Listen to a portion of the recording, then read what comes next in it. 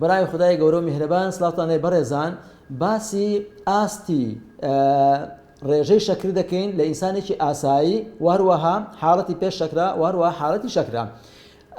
ڕێژەی شەکرەی ئاسایی لە ئینسان ئەگەر بێت و پێشنان خواردن بێ دەبێت لە 100 کەمتر بێ، لە 100 ملیگرام پێردیسیلتر کەمتر بێ.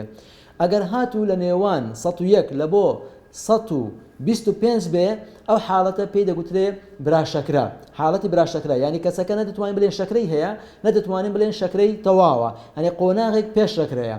و ئەگەر هاتوو لە 126 زیاتر بوو بە بێنان خواردن ئەوە پێی دەڵێن شەکرا. و پاش 2 ساعت پاش خواردن دەبێت لە 140 کەمتر بێ، لە 140 کەمتر بێ 2 ساعت پاش خواردن، نەک زیاتر 2 ساعت پاش خواردن. ئەگەر هاتوو لە 141 لە بۆ 199 بوو ئەوە بە هەمان شێوە پێی دەڵێن براشەکرا، یعنی قۆناغی پێش شەکرا. و ئەگەر هاتوو لە 200 زیاتر بوو 2 ساعت پاش ناخواردن ئەوە پێی دەگوترێ شەکرا. باسی شەکرەی سێمانجی بکەین. شەکرەی سێمانجی وا باشترە، تەمان شەکرەی سێمانجی پێویستی بۆ نییە کە نانی خواردی بێ نانی نەخوارد بێ. شەکرەی سێمانجی دەبێت لە 5.7 کەمتر بێ. ئەگەر هاتوو لە 5.8 حتا 6.4 بوو ئەوە پێی دەڵێن براشەکرا، یعنی قۆناغی پێش شەکرا.